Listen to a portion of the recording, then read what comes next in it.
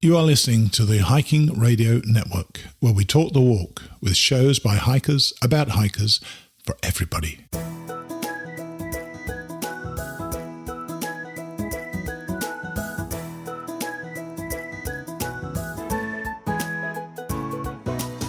Mighty Blue on the Appalachian Trail, the ultimate midlife crisis. Join Steve and his guests every week as he staggers from Georgia to Maine.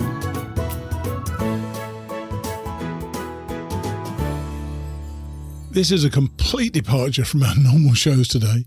You are listening to Mighty Blue on the Appalachian Trail, and this is Steve Adams on Mighty Blue. Normally, our main guest is a hiker who's managed to complete a or several trails, and we try to tell the story as best we can. This episode's different in that it's about a terrific weekend that I had in the first few days of October. We're still going to catch up with Mr. President, and we'll be hearing from the ATC in the first of our season of ATC Perspectives that try to show you the full panoply of their interests and touches with the trail. I've decided to push back the next episode of Fozzie's Balancing on Blue until next week because we'd otherwise have a show in about 2 or 3 hours, I guess. The Woods Hole weekend will be split into 3 sections, interspersed by Mr. President and the ATC. And I hope that when you've heard everybody, you'll gain some insights into how well the weekend went and what it was all about. Let's get started.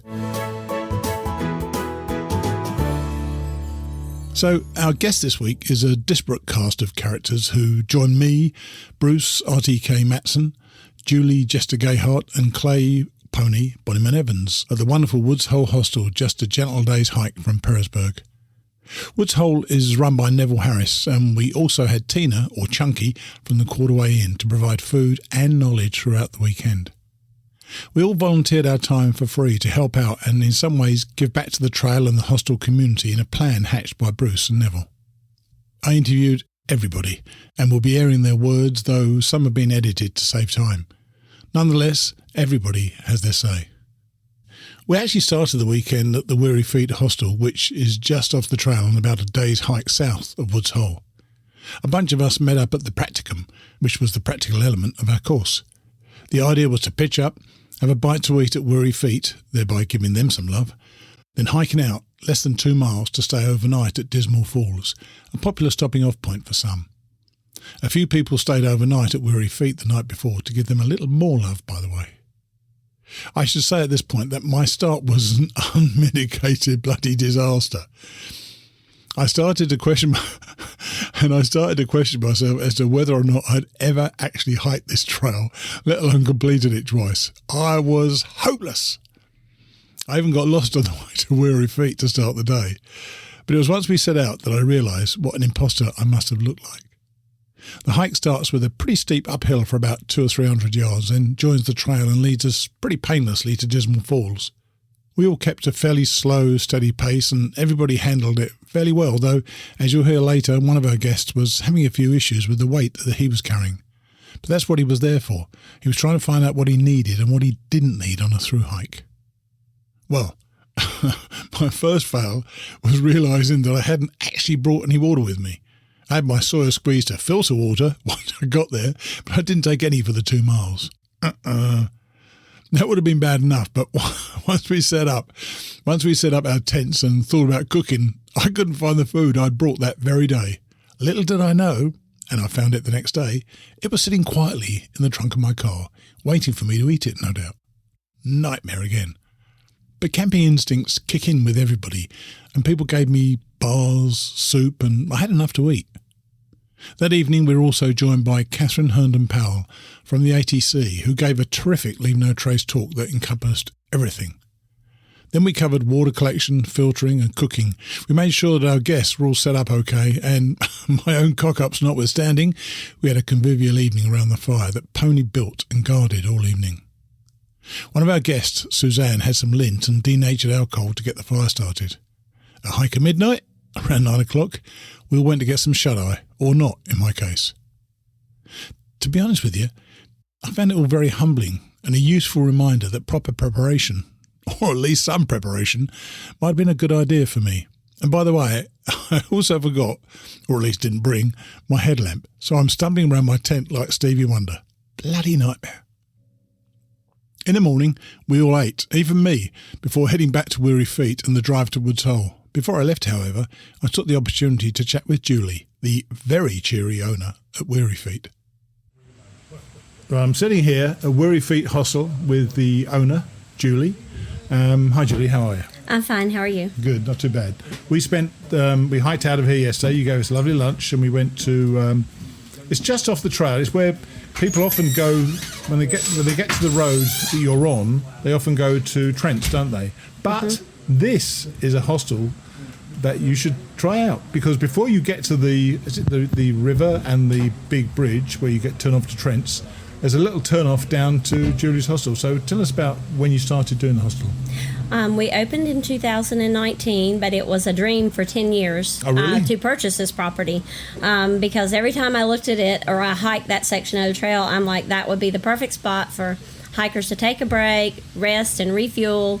And so last year in 2019, in July, the dream came true. Mm-hmm.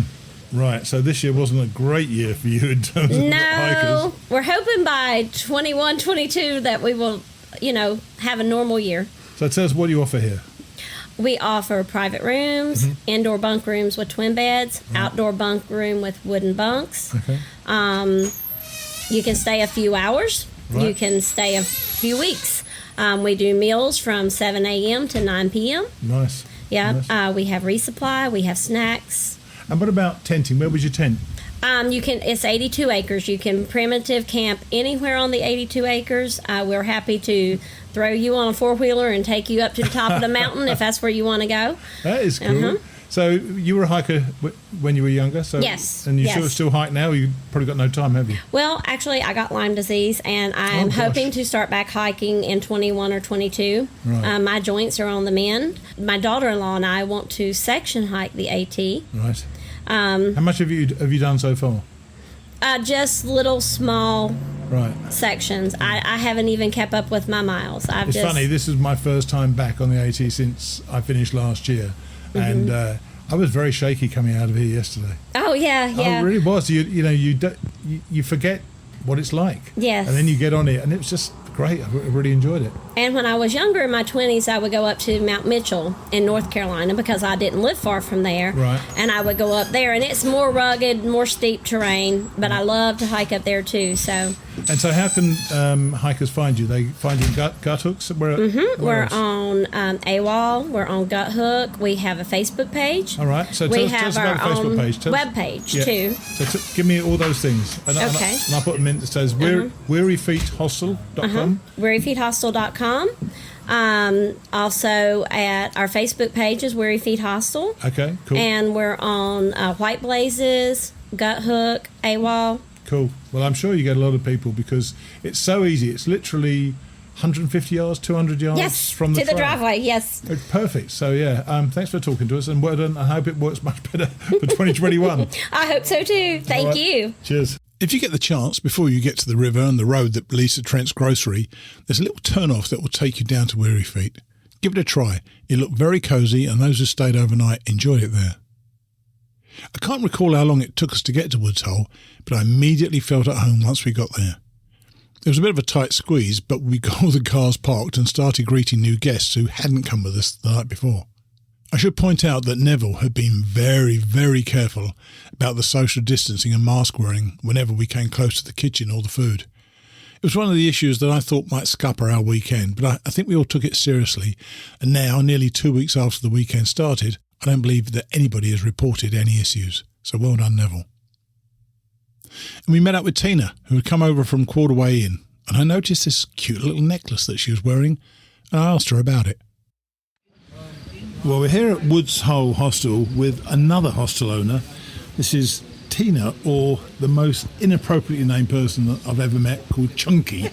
And she's not in the least bit chunky. Hi, Tina, how are you? I'm doing well. How are you? I'm good, thanks. And you're coming to help out this weekend we've got, and you've been sharing your experience. You hiked the AT in 2009? 2009, yep. I did a southbound through hike. And she's tenting tonight in the same tent she had for that hike. That's right, yeah. Without my hiking partner, which is great. Right, it's a small tent. Exactly. But she just showed me this amazing thing. This, and it's tough to do this on the podcast, but this is an Appalachian Trail necklace, which was her latest project. Tell us about it. So So this necklace is a representation of the Appalachian Trail. Each bead represents about 25 miles of the trail, and there's 14 different colors representing the 14 different states. Where's West Virginia then? West Virginia is this teensy tiny one bead right there. That's not 25 miles, but okay. And all the beads, the colors were chosen to represent something iconic in that state. So you'll notice Maine is the brown color of the Katahdin sign. Yeah. You've got Georgia, the color of the Springer plaque. Of course, Virginia had to be blue for either the Blue Ridge Mountains or the dreaded Virginia Blues. Correct. Right, yeah. And you'll see my necklace has some special beads on it. One is marking where the Quarterway Inn is. And the other one... Oh, that's very cool. Yeah. I didn't realize that. And this one highlights a section that my dad hiked with me, the 100 miles up in Maine. And this is a little section in Vermont that my mom hiked with me. And then these two yellow ones are where my husband came and visited me on my through hike. And one kind of cool thing about it is there is this little rubber ring that you can slide along the beads so you know where you are on the trail. You have way too much time in your hands, which is sad. Yeah, which is kind of sad. So tell us about this year. Tell us about what happened. Yeah, so, in March, had to make the big decision of whether to open or not. And I ended up deciding not to open at all for the season. That was a tough decision. Oh, it's terrible. But anyone who's stayed with me before knows I'm a pretty big germaphobe to begin with. Like, you come in, you got to wash your hands. It is clean, yeah. You know what, you do that perfectly. I went to the 2014. I went to the what's now the Rattle River Lodge. I think it was the White something or other back then, White House Landing or something like that. And they made you strip off in the garage and give you loan of clothes then and there. Nice. Yeah, yours was not quite the same. No, but not quite, but close. Very close. Yeah, very close. Same idea. And also, Tina boasts the best. Platinum best breakfast on the trail, and I had it last year and it was sensational, and luckily enough this Sunday you're doing it again, aren't you? Yes, I'm very excited. I was prepping some stuff last night and I was like, do I remember how to do this? It's been a while. Yeah. But I think I do. So what do you think you are for next year? What are you thinking of doing? I really don't know. I'm kind of going back and forth between the idea of just keeping it closed again and going out into the real world and getting a real job for a little while. Like normal humans, yeah. Yeah, or trying to kind of double down on the hosting AT hikers thing and do little cabins or pods or something like that so people have more space to spread out. Do you see, let's say 5 years' time, what do you think you'd be doing? Ooh, well, we'll probably still be keeping bees. We're really wrapping up that little sideline business. And I would love to be doing the hostel in a major way. It was such a great addition because it wasn't there obviously in 2014, but it was in 2019. And I thoroughly enjoyed my stay there. So. Well, I enjoyed having you too. Well, thanks for talking to us, and thanks for coming on and share this weekend with us. Yes, it's been great. Thank you. But it didn't actually end there. Tina started to talk to me more about the necklace, so I recorded her again. And funnily enough, we're back on with Tina because I thought it was such a personal necklace, and she hasn't quite completed the answer yet, so this may change. But because it's so personal to her hike, I said, is she selling them? You are. I am, yeah. You're selling them exactly as they are, though. So you can get the base necklace in either round beads or square beads, and that's up for sale on our website. And then you can also customize it by having me put a special bead or beads at certain mile markers. Oh, that's good. And I also sell a series of different colored tracking rings. So if you're a section hiker and say you've done a big chunk in the north, you can put purple rings on either side of that and then expand those as you add to that section. And if you want orange rings in the south, then you can expand that. Cool. So where can I get that? Quarterwayinn.com. I knew that. Yeah. I'm just setting you up, girl. Woman. Yeah, we're on Instagram and Facebook too at Quarterwayinn. So you can find us. How much are they? They're $35.99. And as a special, I don't know what, consolation prize, empathy, sympathy for the people that didn't get to do their hike as planned this year, I have a little coupon code, which is AT-NOGO 2020. And you can get the little the special tracking bead where you got off. I'll do that for free for those folks. What a bummer for all those folks that had to get off. Yeah, very cool. Well, look, I think it's lovely. I'm going to take a picture of you with it. Okay. And so to show people, and then it's lovely to talk about it. Thanks. Thank you. It was really great and would be a terrific reminder of your own hike. I didn't do any more recording that day. Bruce had put together an extensive agenda with subjects like it's more mental than physical and yeah, but it's physical and dangerous. I think that the original idea was that we were all allocated a section, but to be frank, we were all hanging out round the fire and all the presenters weighed in on all the subjects. As we talked, I kind of remembered why I was there. I had knowledge to impart that I almost didn't know that I knew, if you know what I mean. And as we all spoke, everybody seemed very engaged, and really the time flew by before Neville clanged the dinner bell. One great memory about Woods Hole for me from last year was the gratitude circle. Basically, you had a few moments of silence. We were all outdoors, by the way. We had a few moments of silence before somebody broke the silence by introducing themselves, told everybody where they were from, then told us all something they were grateful for. When you focus on where you are, what you're doing and what your life is like, these moments of gratitude come fairly easily, and I know that we all got something out of this. We sat around eating, often at separate tables, keeping as socially distanced as we could. But we all eventually drifted back to Pony's vast fire. It was cooling down outside now, and staying close to the fire made a lot of sense, unless, like a few of us, you naturally attract the smoke wherever you sit. But it was glorious there. The evening session was entitled Decisions, and it was apparently mine and Jester's topic. But once again, we all contributed and finished the evening in a great frame of mind. The whole thing had gone really well, and we were excited for the next day. Okay, we'll take a break now and hear from our new segment, which is going to be a group of conversations between me and somebody from the ATC. This week, the guest is Andrew Downs, Senior Regional Director of Virginia, and our topic is through hiking to ATC staff. How has my perspective changed after my through hike? Here's Andrew. I'd like to introduce Andrew Downs, who's the Senior Regional Director of the ATC in Virginia. Is that correct? In the South. So I work in Virginia, West Virginia, Maryland, Pennsylvania. Okay. And when did you through hike then, Andrew? 2002. Oh, really? Quite a while ago then. So how was that for you? It was life-changing. I mean, it propelled me on the course that I'm on today. I wouldn't be here, and I probably would not be as a quality of a person as I am without it. And interestingly, so you must have been quite young, because you don't look old now, so you must have been quite young when you did it. Was this straight out of school? Yeah. So I graduated from Appalachian State University in 2001, and then just kind of couch surfed and saved up money to through hike the following year. So was there a trajectory you were meant to be on, or had you planned what you were going to do with your life after college?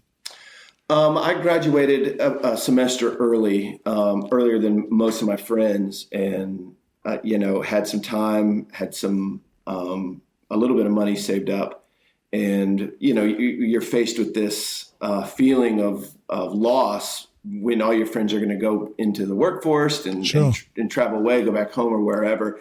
And so me and one buddy of mine decided, as one last hurrah, sort of to attempt a through hike of the AT.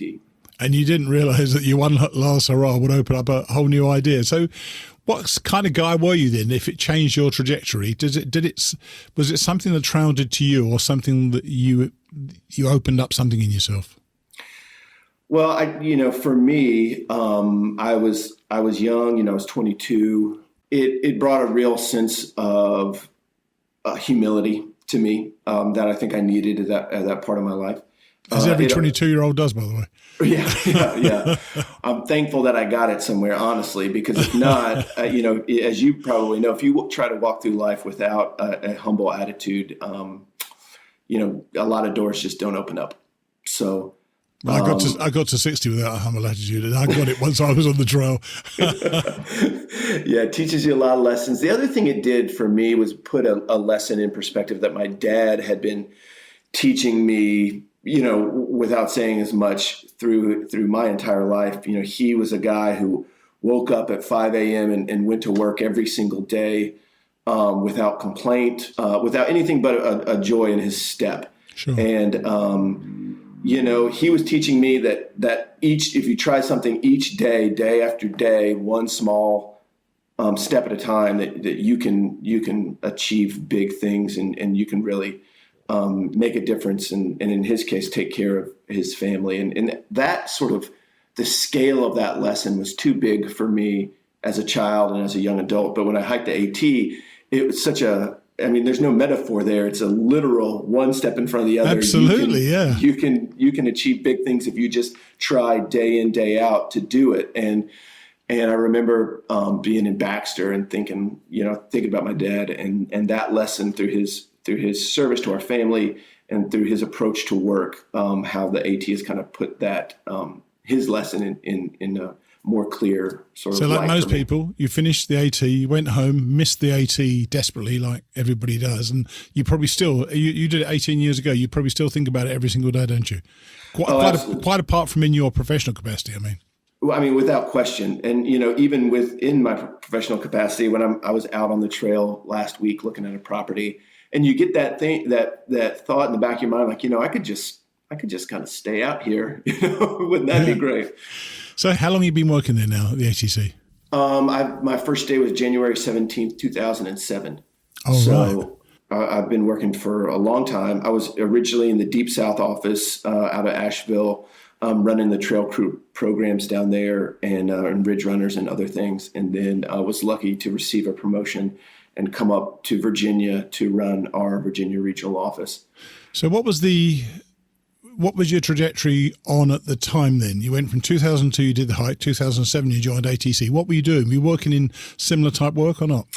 I guess similar. My degree's in archaeology, and I was actually, professional archaeologist at the time. Primarily, professional archaeology is doing environmental compliance for construction projects. And in this case, most of the projects that my company was working for were road projects. And so you work in that line of work and whatever you see are, archaeological, cultural resources, or just a beautiful, tree or meadow. Sure. You're pretty sure that it's going to get bulldozed. You're out in front of the bulldozer, and your job is to figure out what gets bulldozed and how to preserve the knowledge if you can't preserve the actual physical resource itself.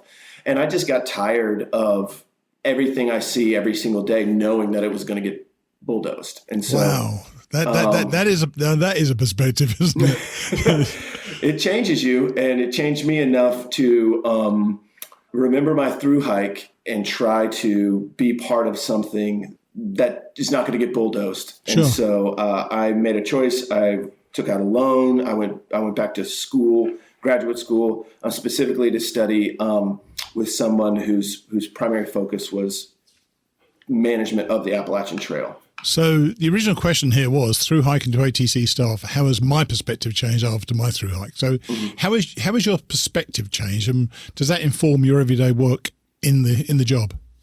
Oh, without question. I mean, my perspective as a brash 22-year-old, looking for adventure, looking for that, that one last hurrah. And now I look back on a lot of people who are in similar situations, and I'm really glad that they have the AT there to provide that sense of adventure. But what I know now that I didn't know then that would have changed me, I think my hike and definitely changed after I become a manager is the fact that the AT is going to be different tomorrow than it is today. And our collective work means, is it going to be better or going to be worse? And that is a choice that we work for at ATC, but also a lot of that responsibility is in the hands of the user, of the hiker. And I think I wish I had looked on my hike as an opportunity to make the trail better. But what I was really trying to do, as a 22-year-old brain, I was so focused on myself. I was trying to make myself better. And it was very kind of egocentric experience, which is what I needed at the time. But I don't think those two things are mutually exclusive. I think you can have a great experience. You can let the trail affect you, but you can also take a conscious effort to affect the trail as well and make it better for tomorrow. Because it's my perspective now is, man, it's constantly changing. It's changing every single day. And we collectively, the biggest use of the word we have to make sure that it's better than it was the day before. Do you think it's improving? Do you notice it improving demonstrably? Yes, I notice it improving demonstrably in a lot of ways. There are a lot of metrics and a lot of factors. And so the other part is there. I see the challenges becoming a lot more serious, a lot more acute as well. So I think both. There are metrics that are headed in both directions. And if you could articulate one thing you would want hikers to take away from what you think of the ATC, what would it be? How should we approach the ATC? I mean, as you know, there's been some criticism this year in terms of the closures and stuff like that. There's 50% for it, 50% seem to be against it. What do you want people to take away from the work you do on the ATC that may stick with them? Well, I think the understanding who the ATC is and their history with the trail, I think is important. I mean, ATC was charged originally with facilitating the construction of the trail and then moved into advocacy. So the trail is this singular focus of the ATC. It's not, there's nothing else that we do all day. It's just the trail. So agree, disagree. What I want hikers to know is it's that singular focus and singular responsibility that we use to make all decisions. We make all decisions for what we think is going to be best for the trail. That's our one yardstick. And so with that perspective in mind, a hiker can agree, disagree, but what they have to know about the ATC is that we're here for the trail and we want to protect the trail and make it as good as possible. And there's nothing else really that factors into that. Good answer. I didn't give you a warning of that either. So I really appreciate that. And this is the purpose of doing this. I want people to realize the ATC is on their side, whether they believe it or not sometimes. So I'm very glad. Well, wait. We are on the side of the trail. Sorry, you're absolutely right. So, yeah. Well, now that's an interesting point. I read somewhere the other day, and this is probably going on longer than it should do, but I read somewhere the other day that someone said, is the ATC interested in hikers? But actually the ATC is interested in the health of the trail, isn't it? Correct, yes. And, the classic, I think, example that we use almost as a cliche these days are around shelters and overnight sites. Sure. If there's a lot of hikers out there, not all of them, but a lot of hikers out there, they love the privies and the picnic tables and the big sort of built up shelters and, more amenities, the better. And our view is that the trail is best when that personal responsibility of the hiker is maximized. And with that, take that approach to looking at how we build out shelters, where we're like, well, maybe we don't want a lot of amenities here because the reason people are out there is to enjoy the trail and through their own unaided efforts. Sure. Well, look, I appreciate you coming on and being my first victim for this. And hopefully people get more of an understanding of what the ATC is about. And thanks very much for coming and talking to us. My pleasure, Steve. Thanks for having me. Thank you. Bye. Bye. Nice guy with a very pragmatic and down-to-earth nature. I think his comment about ATC's responsibility being to the trail and not to hikers is very timely for this season and, in my view, 100% the correct focus. Next week, we'll be hearing from Leanna Joyner, Program Director for Volunteer Relations, and her subject will be volunteering on the AT, from recreation to stewardship. Once again, if you have any questions for Leanna, please email me at steve@hikingradionetwork.com. Now back to Woods Hole, and for us tenters, after a pretty chilly night at the top of our little slope, we all emerged to a spectacular sunrise. Several of the guests were wandering up towards us to look at the sunrise, so I took the opportunity and chatted with Michelle Brown, a listener and donor to the show. Here's Michelle. Okay, it's Saturday morning. I'm here with Michelle Brown, and we're standing at the top where I was camping last night. Firstly, hi Michelle, how are you? Good morning. It's wonderful. And tell everybody what the view is, what you can see. Right now I'm looking out over a cloud base that looks like a water, and then the mountains that are up above it. So the clouds are hanging down onto the valley. Yeah. I guess that would be. Yeah, it is absolutely beautiful. It's just we're above the clouds right now. But it's cold. It's definitely cold this weekend, isn't it? It was 37 when we woke up this morning, and it's probably gotten up to about 44 right now. So, yeah. It's as much as that, you think? Yeah, I know. Yeah. So what are you getting out of this so far, this weekend? This is such a lovely weekend. The spiritualness and the relaxation, the mindfulness of the whole area. And then meeting all the thru hikers who also can contribute to my section hiking abilities. So I have zero desire to thru hike an Appalachian Trail. That is not my thing. So I like comforts, and I like clean days, and I like beds at night sometimes, every 3 or 4 days. So anyway, so here it's been nice because you can actually do that as a section hiker, and I'm learning stuff from the thru hikers, the hacks that they use, the tents they use, the equipment they use. Well, you're learning something from everybody other than me, aren't you? You're learning what not to do from me.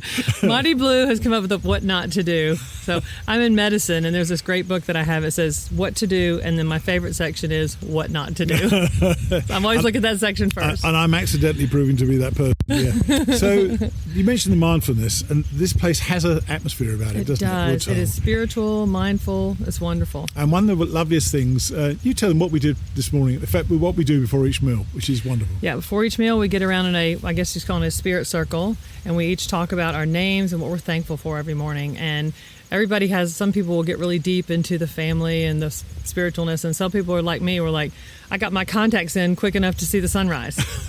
And some people are like, that dog right there, I'm happy for that. So it's been a wonderful getting to know people and anticipating what they're going to say. And what Neville actually says, she says, we're going to have a moments of reflection, 5-10 seconds of silence, and when you feel ready to break the silence, feel free to do so. And I've done it the last two times first, because I have a thought. And when you're my age, you lose those thoughts very quickly. If it were to go all the way around the circle, you'd lose I couldn't make an entire lap. It wouldn't work at all. I know. So how much section hiking have you done? So I've done about 200 miles of the Appalachian Trail. I've completed Georgia, and we made an excellent attempt to try to get through the Smokies this 2 weeks ago.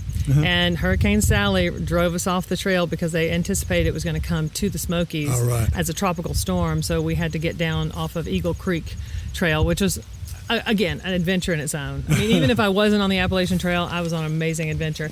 So we've gotten about 20 miles of the Smokies done. So I've also summited Katahdin because I decided to do it while I was still younger, instead of a woman of a certain age.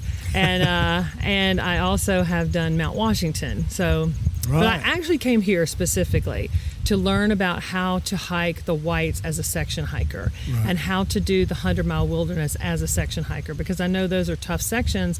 Again, I'm a little bit younger than when at retirement age, so I wanted to get those in, but learn how to do it properly. I don't want to get hurt. I don't want to have long stretches where I'm not on the AT trying to get off, and so I'm actually learning a lot already from Jester, the section hiker. She's here today, and there's another lady. Actually, last night in my bunkhouse, the lady that's in there, she said that she had hired a guide to take her through the Whites, and it was a hut-to-hut hike.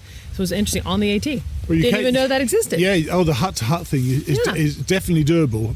And those as thru hikers, we slept on the floor of those huts. Yeah. But the others have nice bunks. Yeah, yes, I definitely will get a bed.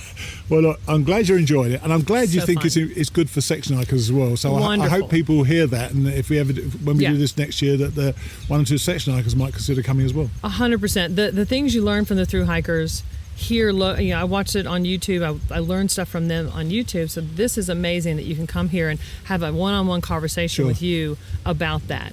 And one thing that RTK mentioned, that he's going to do a rim-to-rim hike in the Grand Canyon. I'm trying to get a permit. He's like, I'll show you how to get that. So I'm just amazed. And not just about the AT, it's about other things, the Camino and all the other things that you've done. And a lady, the Hillary, who's here, she's hiked the Camino. She's got a lot of information about that. So it's not just all AT. So it's a lot of information from a lot of various people, which is wonderful. It's a great program. So I hope they do it every year.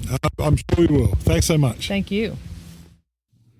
Michelle was a delight throughout the weekend, and Jester went for a longer walk with her and interviewed Michelle for her own podcast. That episode will be out in a couple of weeks. Then we had the tent contest. Yep, it didn't sound like a lot of fun, but it turned out to be popular. Basically, the four of us who slept in tents at the top of the slope, Jester slept in a car nearby, had to show off their gear, which in my case was a pretty pathetic bundle of stuff that I managed to chuck into my car at the last minute. But the idea was to give a bunch of gear choices and telling our guests why these things worked for us and why, in a few cases, they didn't. I think the guests got quite a bit out of this session, and we even had a hammocker among the guests who probably had the best demo of all.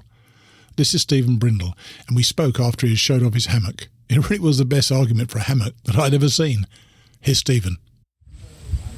Okay, I'm chatting now with Stephen Brindle. Hi, Stephen. Hi, how are you doing, Mighty? I'm all right. Well, we were actually going to record this morning, and I was just going to generally chat. It was a lovely morning. We were going to talk about the sunrise. But the presenters have just presented their tents, and Stephen's sleeping in a hammock, and he just did an amazing demo on the hammock. So tell us about the hammock you've got. So I've got the Dutchware Chameleon hammock. It's a very modular hammock where you can adjust and add components along the way. And I hang out from the tree with whoopee slings, which seem to interest people. The little Chinese finger torture trick on the whoopee sling was... Which you made yourself, didn't you? Yes, I did. Yes. Try to explain that. Remember, this is audio, not visual. So right. It's not going to be helpful, but try harder to explain how that is. So basically, it's a rope that reflects back or loops back and is embedded in itself.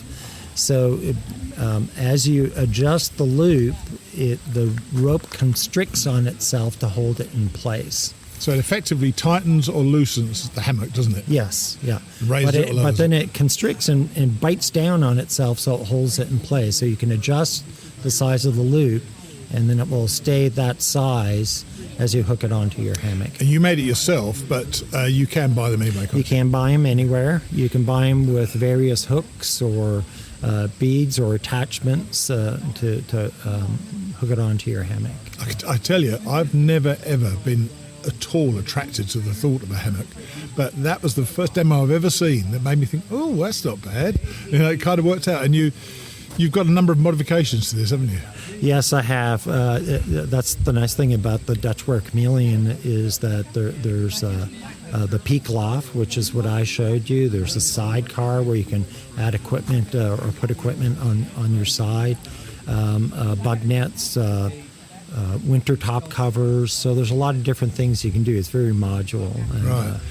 And we've been sleeping pretty cold weather. Last night it went down, it was in the 30s definitely. I don't know how low in the 30s, but it was getting down towards freezing. How were you last night? I can't say I was warm, but I was certainly able to sleep. Because you didn't bring... I had a 40-degry bag. There's a clue. and I didn't bring my underquilt. I had a Z-Rest pad... but I was able to sleep, so And the other thing that I've never believed, it seems counterintuitive to me, that you can actually sleep flat, but you demonstrated that you can, and it's been demonstrated to me before. I still didn't believe it. Yeah. So what about when you move in the middle of the night? Don't you then turn into that banana shape in the middle of the night? Well, not really, because when you choose the direction that you lay, so I sleep with my head to the right. I tend to turn onto my left side sometimes, right. And so that's the side I usually turn to. But the neat thing about the hammock, and I thought with the tarp setup today, was being able to be in porch mode and look over to see the sunrise in the morning. That was the neat thing. You can't see that through the wall of the tent. You're absolutely right. Or through the condensation I had in my tent either. Yeah. So have you enjoyed this weekend? This session has been great. Although I come to it with maybe a little bit more experience than others, I certainly haven't done a through hike, and my aim is to get the batten down that information to get through the through hike. And we've got some wonderful speakers here and people that have been accustomed to hearing from through podcasts and so on. So it's pretty neat. Although, as I said yesterday with Jester, I usually listen to my podcast at double speed. So everyone's just a little bit slower. We're more relaxed. It sounds like we're more relaxed. Well, thanks for telling us about the hammock. It was a great demo, I'll tell you. I really enjoyed it. Well, thank you. Cheers. He is obviously an experienced guy, and his hammock demo caught the attention of all of us. It was around then that I started to notice how we were all forming our very own tramily. It happens organically on the trail, and exactly the same thing was happening here. People would drift into one another, chat, move on and drift again. It was really quite exciting to watch exactly what I'd seen so many times out on the trail. We went back down to the fire and continued the gear talk until lunch, and another gratitude circle was called. In the afternoon, after another delicious meal, Bruce had scheduled a pack shakedown, and we'd anticipated a bunch of full packs to critique. But in the end, we took 2 volunteers. Michelle, who we heard from earlier, had pretty much everything that she needed, though her huge LLB medical kit might need a little reconsideration. Mind you, being a physician's assistant, she probably has more reason to pack so much medical stuff. Adam, on the other hand, had way too much. To his eternal credit, he knew that he had too much, but because he intends to do a through hike next year, he was there to see what we thought he needed. The whole weekend, we weren't being prescriptive. We were merely pointing out what worked for us and tried to give pointers that may help individual hikers. At the end of the day, everybody needs to pack what they think they need, and Adam certainly brought into that concept. After the shakedown, we had a chat. Here's Adam. Okay, we're on with another one of our guests. This is Adam Brummel. Hi, Adam. How are you going? Doing well, thank you. You enjoying this? Oh, very much so. I can't believe the stuff that I'm learning here. I mean, it's the difference between theory and reality. You can sit, online all day researching everything and studying, but until you see the practical side of actually wanting to do the trail, do you understand what you're really getting into? And you think that we've covered the topics you wanted to cover or not? Oh, even more so. Not only do you get the wisdom of the people who are running this, there's a lot of people who have a lot of tips on a lot of things that I never would have thought of. There's several. I've screwed up myself a lot this week. But you know what? And you said something which I was very grateful for. You said something like, seeing me screw up gave you sort of hope. I'm sure that your listeners don't want to know that Mighty Blue forgot to bring his food. I've already told them. So we were more than happy to give him. But what that does, it tells me if these people who I would consider experts can make these mistakes, that I can overcome my own. Absolutely. We're all going to lose stuff. We're all going to do things, but you have to learn, to be prepared for those kind of things. And if everybody seems to do them, so you don't have to come out here and think that I have to be some kind of, someone who understands everything about backpacking. A novice person can come here. I have never ever been on the trail. I'm from Chicago. We don't have mountains there. so tell me about it. I'm from Florida. Yes, I mean, when I got on the trail, I run on the treadmill. I do stair stepper. I'm a letter carrier. I'm about to retire, and I thought that I would be okay, but believe me, I needed to. I've never seen a mountain before, so. Believe me, it was a little more difficult than what I thought it would be. Yeah, you know what? It is, but... And I know people who've listened to the podcast, they know I talk about the rhythm of the hike. Yes. Once you get into that rhythm, man, you start motoring, you're moving well, and you lose the... You and I are big lads, aren't we? Yes, we are. We can both fairly say that to each other. We're both big lads. We're both men of a certain age. Yes. And because we are, perhaps it's tougher for us to start with. But you know what? There's just nothing you can't overcome. And something I have told someone who is a buddy of mine now, I said to him, because he said, this is tough, I'm not sure I can do this. I said, there's not been a single mountain we haven't got over yet. Mm-hmm. And there's not one mountain you won't be able to get over when you get started. But I wanted to comment on this, or ask you about this. Mm-hmm. Adam volunteered, amazingly, with one of the other ladies here today for a pack shakedown. Mm-hmm. And that was interesting to me because you took it so graciously, because you bought a lot of stuff, haven't you? I did. Yeah, and you to a degree, maybe you've packed your fears, which is an expression. I did. Yeah. And how did that pack shakedown work for you? It's like this. If you want to learn something, when you go anywhere, it's best, to sit back and let people who know what they're talking about speak, and take that information and internalize it, and all those small little things that they're talking about. That's the difference between actually making it to Katahdin and failing. We all know the big things, but the small little tips that they give, that's what's going to get you through those days like that you're mentally broken down or physically exhausted. You remember all the things that these people are telling you. I like that. And And funny enough, hopefully we don't think we will. We were trying not to be prescriptive. We're saying this is what we think. Yeah. And you said, but I want to keep that, which is absolutely as you should do it. Yes. Hiking your own hike and so on. There were some things that they say that they tell me that I said no. I says this may be psychological. This may comfort me. I'm going to take this. I respect your opinions, but this is going with absolutely me. Right. But that doesn't mean that I didn't think that what they were saying was very logical. Yeah. It just means I don't have the experience to judge that yet. Yeah, and you will, because you intend to start next year. Yes. But I know I'm a determined person, and I wouldn't bet against me. Cool. Well, good for you, man, and thanks for talking to us. Appreciate it. Thank you. Cheers. He was such a good sport about it, and joking aside, he was grateful for the input that we gave. Interestingly, I'd never seen the sleep apnea machine he used before, and to be fair, it wasn't as heavy as I'd imagined it would be. Adam's definitely going to have some difficulties, what with his sleep apnea and his diabetes, but we all admired his tenacity, and that will get you a long way on the Appalachian Trail. It was a really terrific session. Then we talked about going to town and all the logistics associated with that. Once more, even though individuals have been assigned to lead the various discussions, we all chipped in from our own experiences. Then, before dinner, one of the highlights, as Neville and Tina shared with us their stories from the perspective of hostel owners. Both of them have a passion for both their hostels and the trail community, and it shone through. Neville always has an interesting perspective, and you can check out the interview I did with her last year if you don't believe me. And Tina brings so much to the table as both a thru hiker and a hostel owner.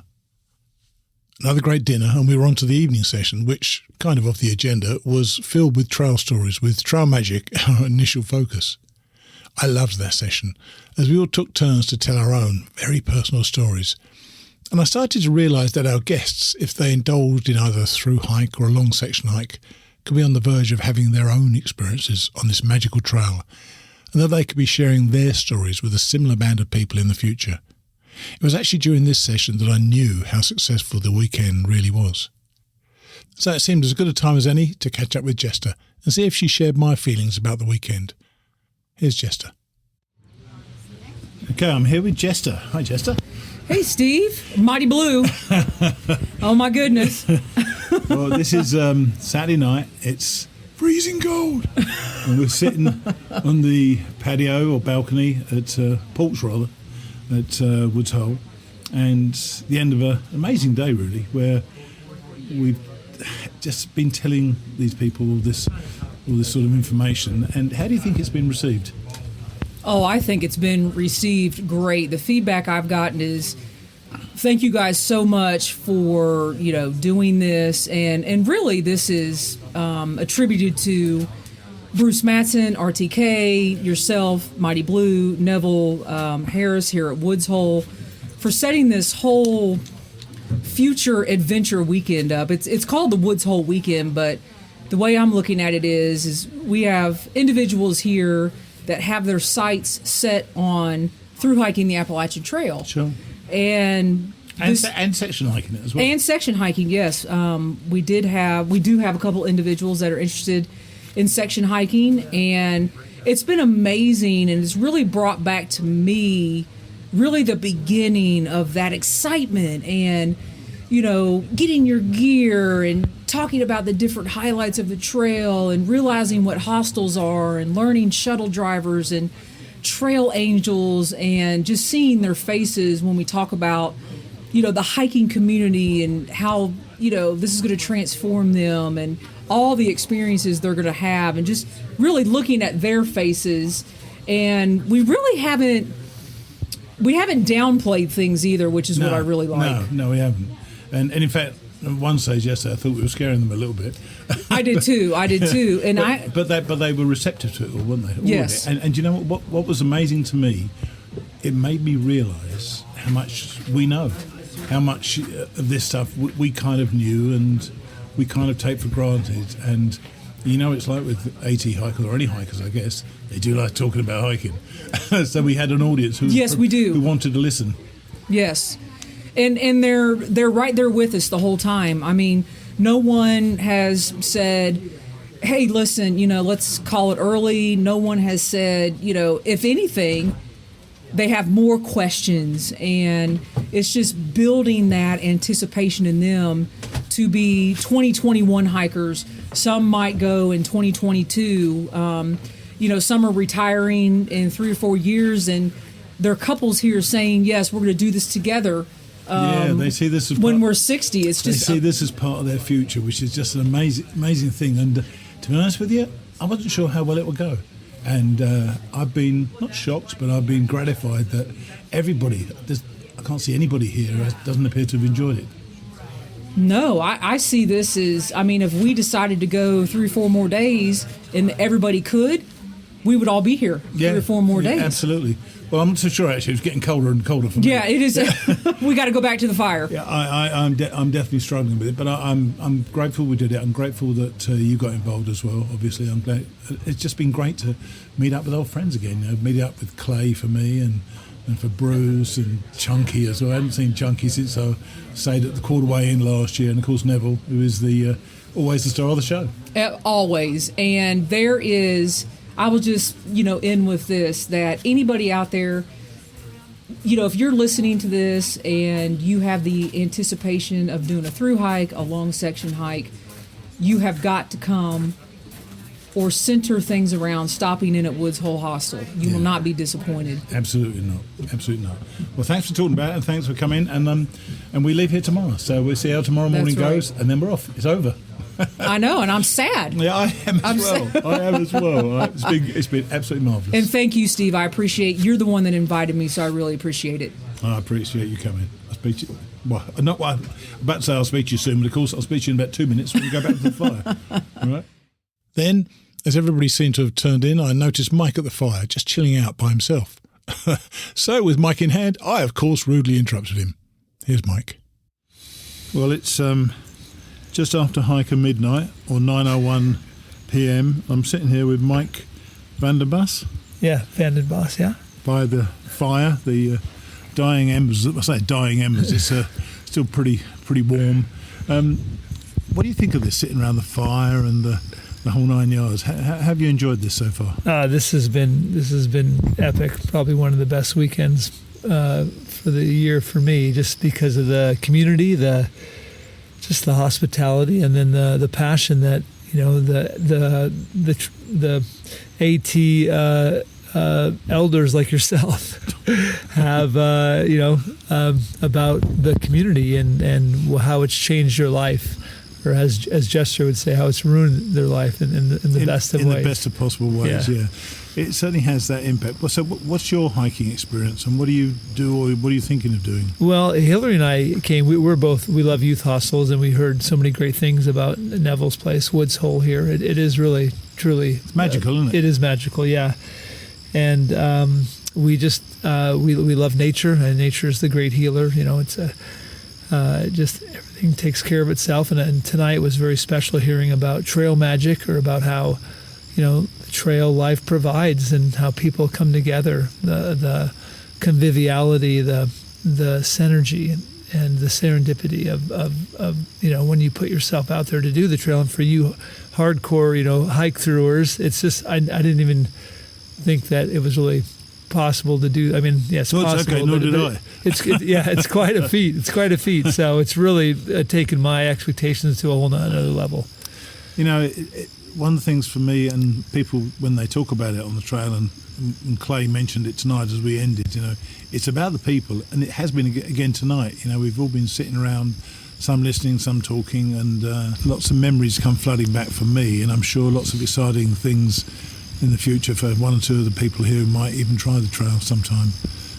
I mean, I'd love to know, do you think we've hit the points we needed to hit, or were there other things you would like to have heard from us? Well, I think I think I can speak on behalf of the group. It's far exceeded our expectations, because it's, you can cover a lot of ground in the weekend, and what I've been really pleasantly enjoyed is how there is really, it's a bottomless well of just stories and inspiration, and technically, like all of you hardcores, you're so technical. You have a Puritan view toward gear, and you probably notice I didn't. I absolutely don't.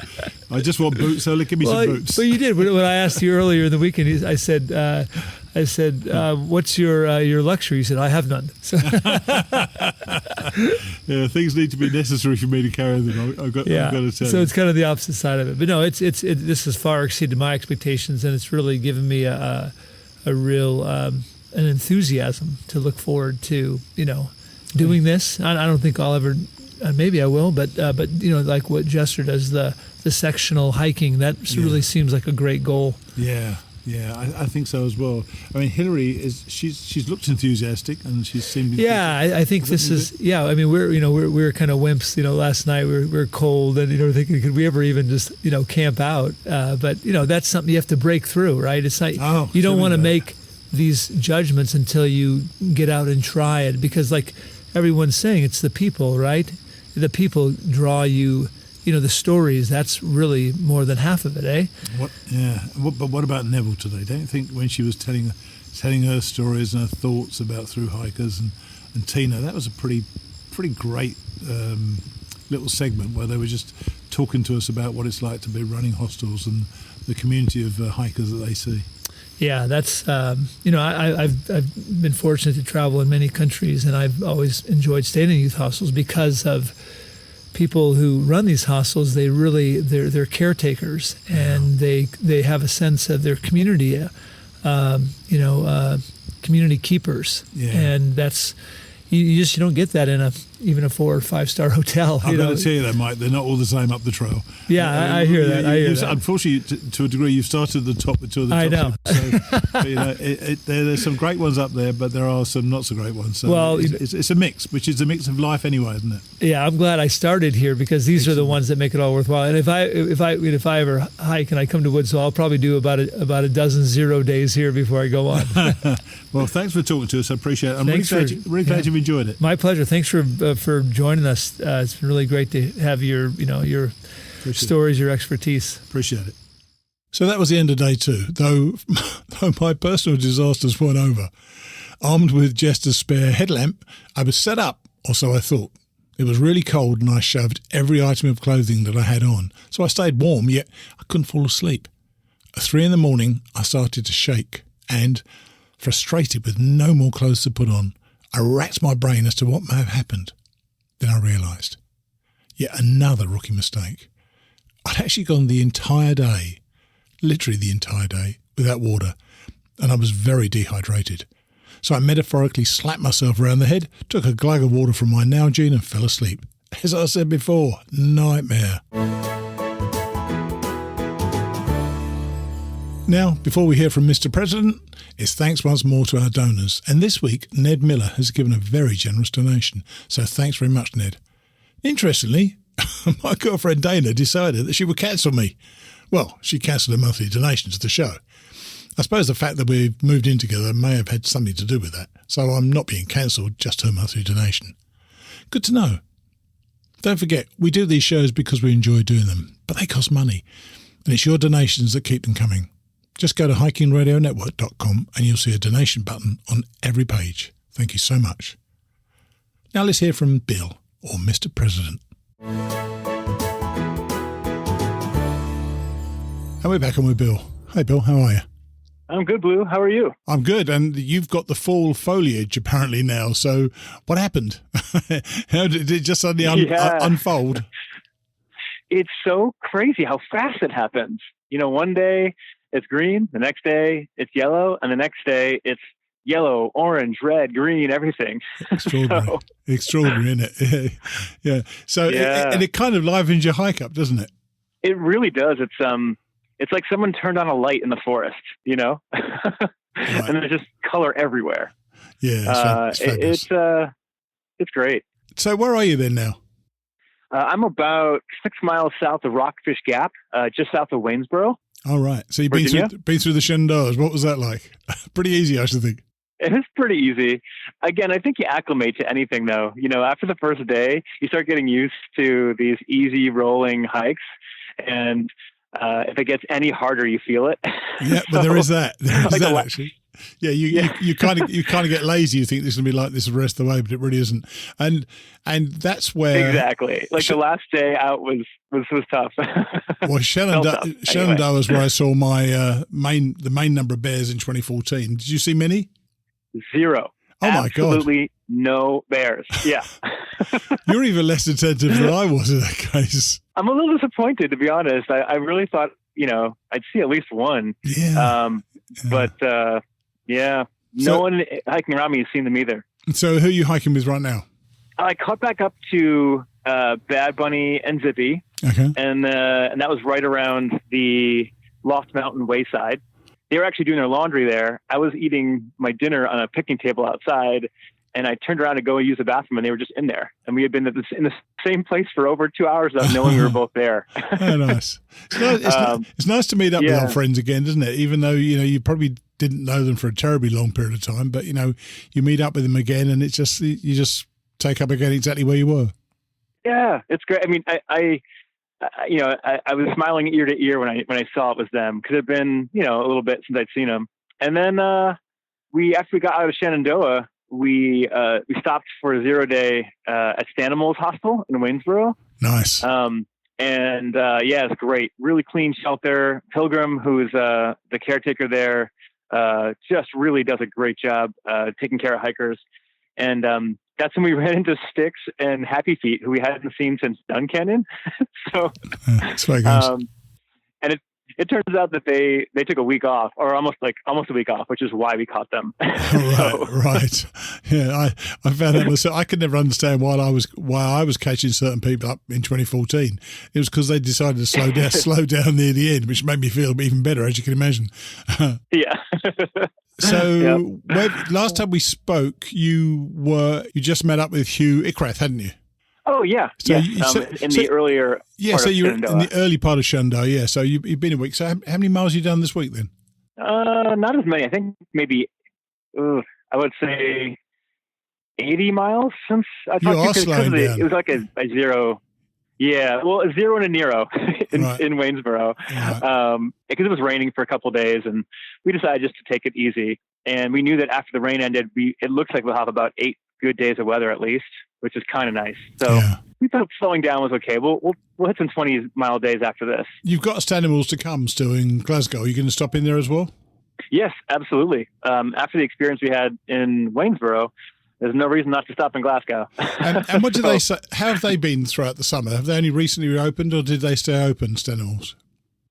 As far as I know, so you know how I've called before I got on trail, I called hostels, in March and June. Yeah. They've been open the whole time I've called, and they typically stay open all year. So, right.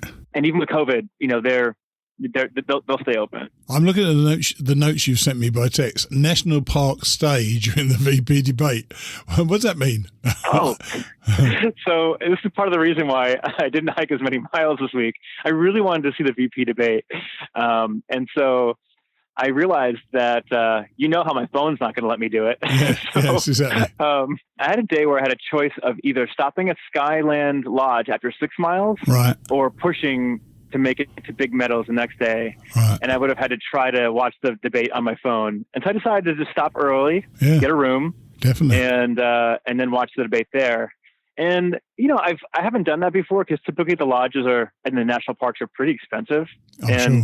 No exception in Shenandoah, that way.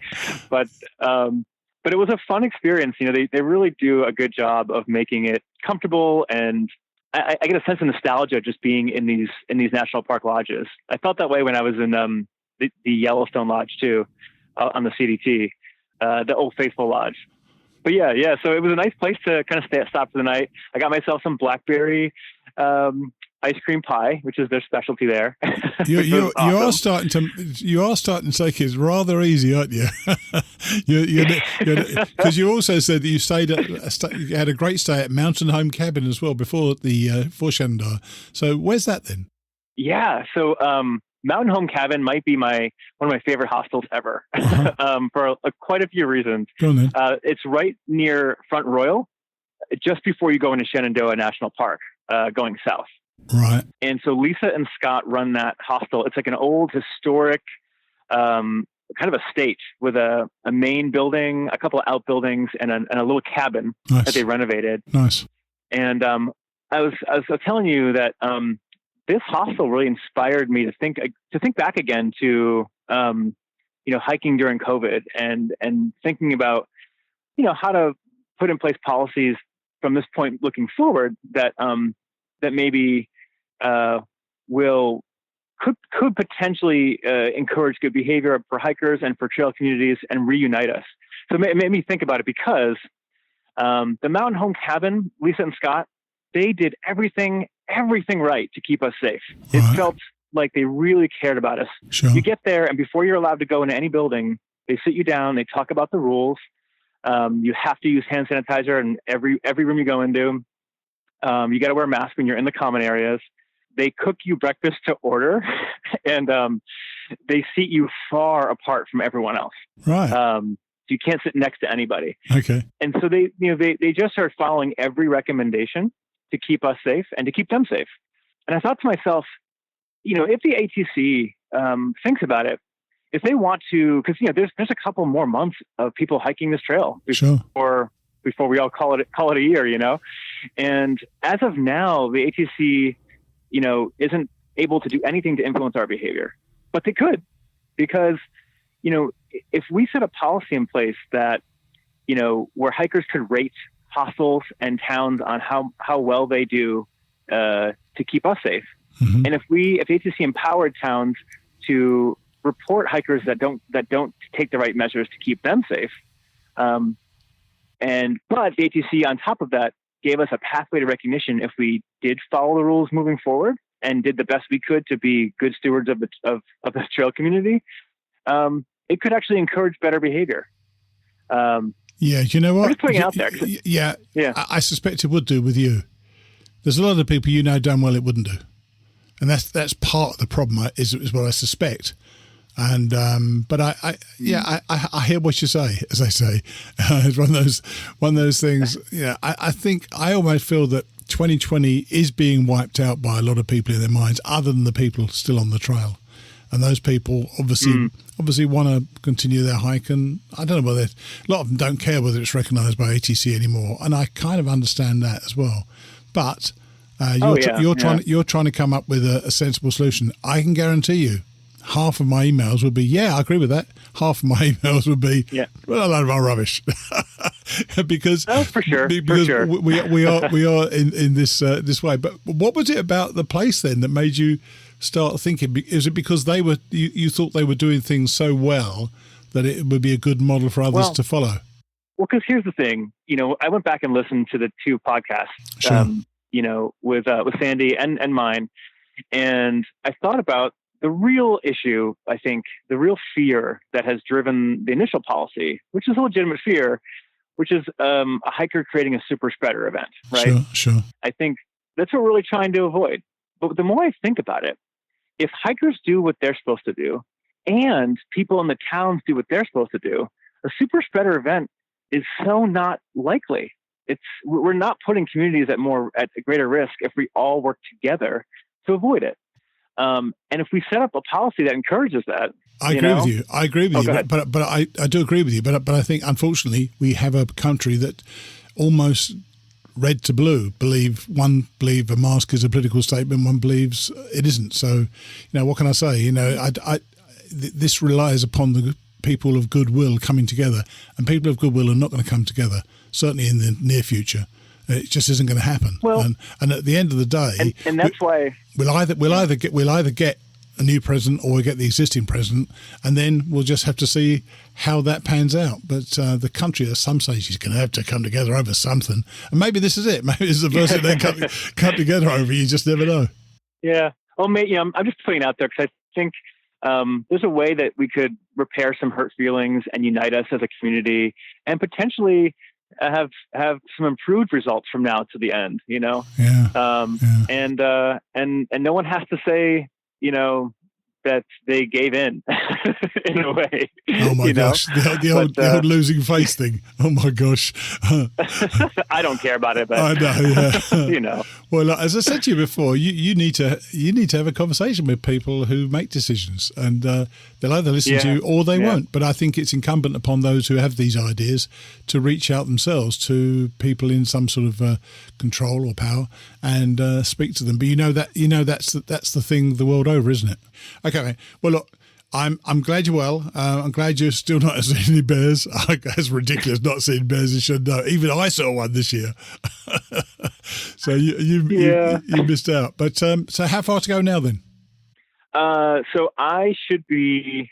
I'm going to be pushing some 20-mile days, and I'm hoping to make it 20 miles south of Rockers Gap today. And I should make it to Glasgow in just 3 days, hopefully. Cool. Because the weather's just perfect and beautiful, and I don't want to stop hiking. It's so great every day. That's how I'm feeling. How nice. That must be to be out there, and the fall colours as well. Well, look, stay safe, and we'll catch up again next week. Okay, man? Great. Thanks, Blue. Take it easy. Bye. Take care. Bye. You can't say it's without a point of view, can you? To be honest, I'd rather we were having these back and forth conversations than some of the utter nonsense I see spouted over Facebook. In case any of you are wondering, the trail that you read about on Facebook is nothing, literally nothing like the real thing. I'm just saying, because sometimes you need to reinforce that. So back at Woods Hole, I woke around 7, and the sun was already above the horizon with clouds in the valley below. That never, ever gets old. I was on a bit of a mission this last morning. We had a couple of sessions lined up before Tina's best platinum breakfast on the trail at 11 a.m, so I needed to chat with a few more people before I was done. We talked about hiking etiquette and giving back, then had a Q&A to see if people needed answers to anything else.